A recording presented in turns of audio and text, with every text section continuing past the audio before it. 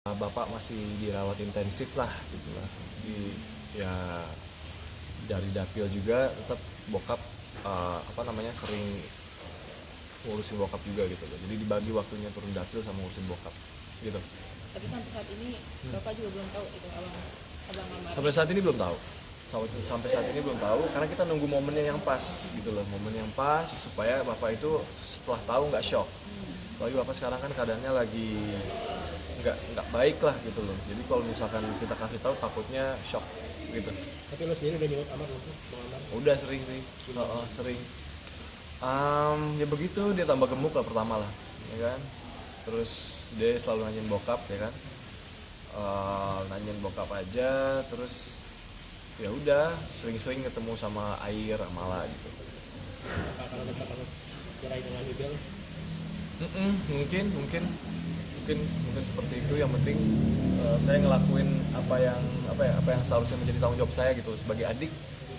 Ya pastilah, mau gimana pun juga itu abang kita, itu abang saya, dan saya nggak malu gitu loh punya abang seperti dia. Jadi intinya saya akan melakukan kewajiban saya sebagai adik, cukup bantu sebatasnya aja. Tapi ke keponakan sendiri, kamu sendiri juga ini nggak sih, care juga nggak sih? Iya, harus kan, karena kan memang hubungan saya sama Kaido juga baik-baik aja gitu, nggak ada masalah. Hubungan saya sama Air Mamala harus baik-baik aja gitu. Kan dia sering memberikan mainan atau apa gitu. Untuk sekarang kalau misalkan untuk ketemu karena lagi sibuk ke dapil mungkin agak jarang. Cuma kadang-kadang kalau Kak Ibel lagi jenguk Bapak, saya datang. Terus kalau misalkan saya ada waktu, saya datang ke Cinere gitu loh. Tapi memang hubungannya antara Ibel juga dengan mertua juga masih baik-baik aja. Baik, nggak ada masalah kok, semuanya baik-baik aja. Gitu.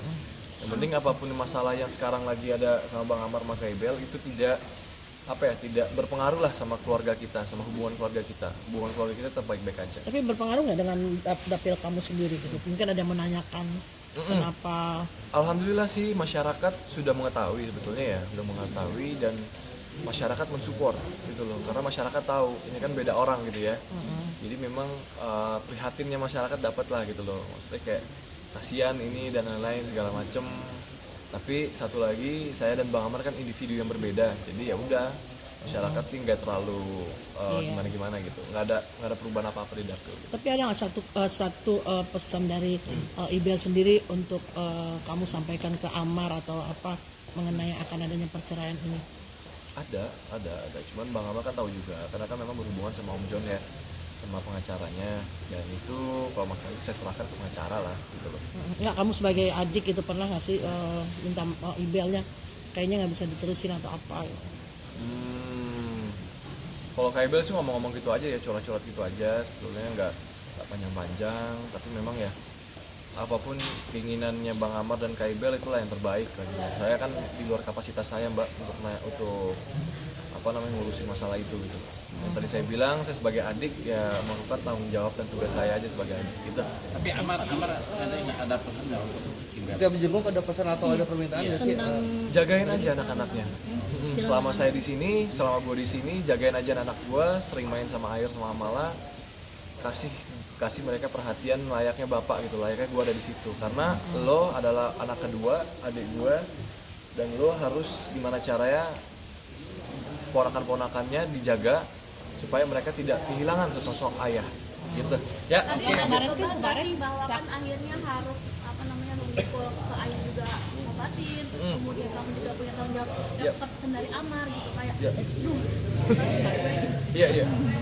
Sebagai anak, sebagai seorang adik, sebagai seorang suami juga memang semuanya dipikul lah ya gitu loh. Jadi yang tadi saya bilang ya, saya hanya bertanggung jawab sesuai dengan kapasitas saya sebagai adik menyampaikan tentang pesan Bang Amar ke Kak Ibel yang akan saya sampaikan. Dan sebagai anak ya sebagai anak, saya berbakti ke orang tua. Sebagai suami, saya berbakti juga sama istri saya gitu loh. Jadi memang tugas kewajiban tanggung jawab itu ya seperti itulah, walaupun dibilang susah ya susah, cuman ya emang harus dilakukan ya, harus dijalanin ya. Itu jadi ya udah.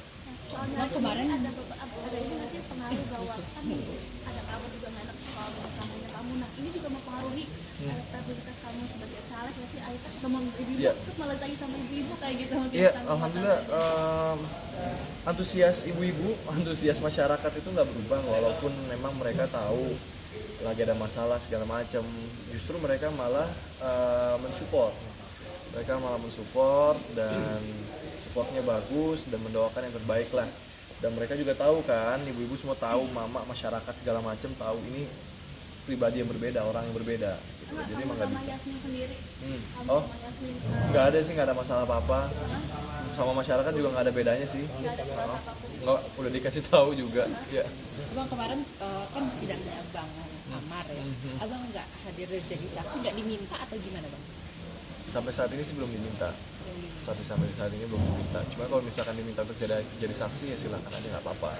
Tapi kan memang saya kan jarang ke rumah.